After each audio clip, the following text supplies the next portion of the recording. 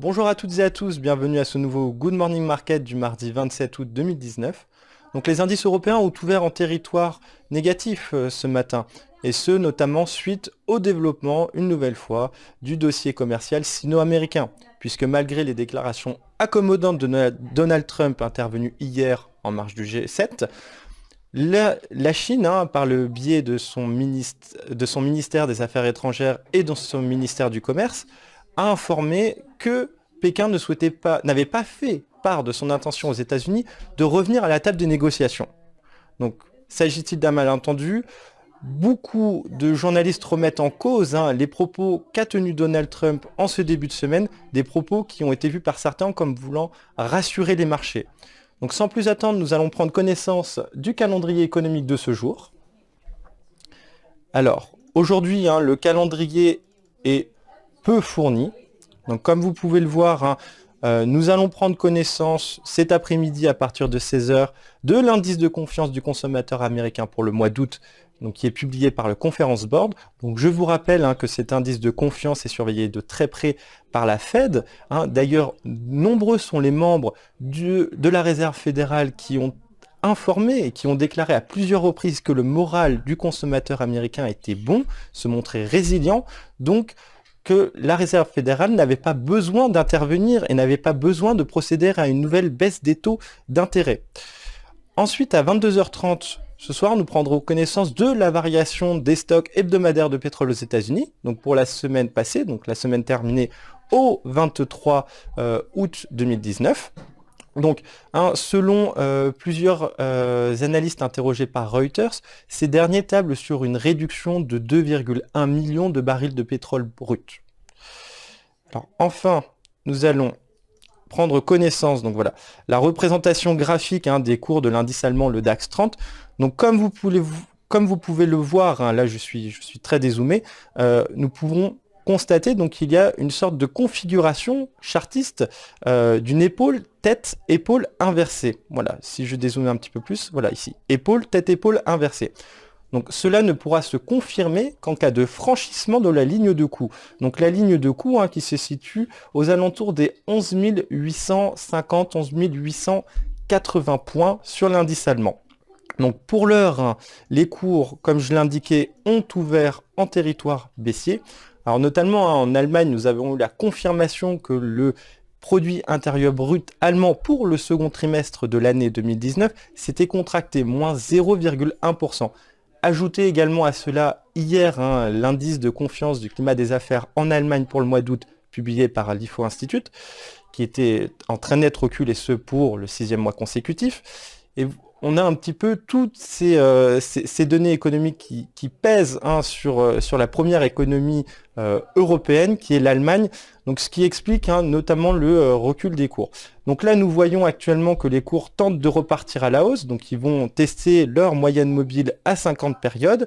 Donc là, nous sommes proches d'une zone de support intermédiaire, donc qui est matérialisée ici par ce cluster des retracements de Fibonacci. Donc cluster qui signifie que sur différentes temporalités et différents retracements de Fibonacci, nous avons à des niveaux relativement proches ces mêmes retracements. Donc là, vous pouvez voir, ce sont les 61,8 retracements de Fibonacci sur cette zone, les 11 626, 11 615 points.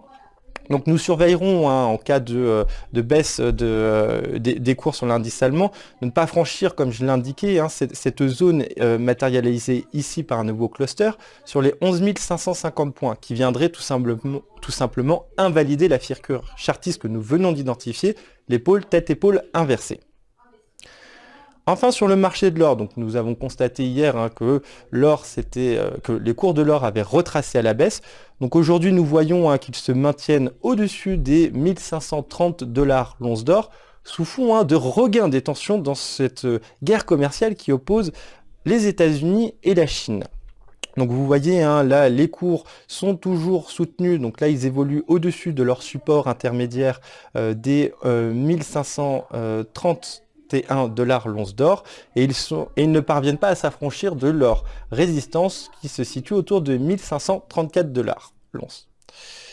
Enfin, du côté des marchés américains, donc vous pouvez voir ici la représentation graphique de l'indice américain, le S&P 500. Donc l'indice américain qui évolue également en baisse sur ce contrat. Donc vous pouvez voir que là, nous sommes en train de tester une zone de support majeure qui est aux alentours des 2870 points, donc que nous sommes actuellement en train de tester. Donc si jamais les cours enfoncent ce support, donc vous pouvez voir que nous pourrions tester le support suivant, donc qui se situe sur les 2863 points. Enfin, concernant les valeurs refuges, à l'image de l'or, l'obligation américaine à 10 ans, le T-Note, donc qui retrouve également des couleurs. Même raison que pour l'or, regain des tensions commerciales, notamment la Chine qui semble contredire les derniers propos de Donald Trump.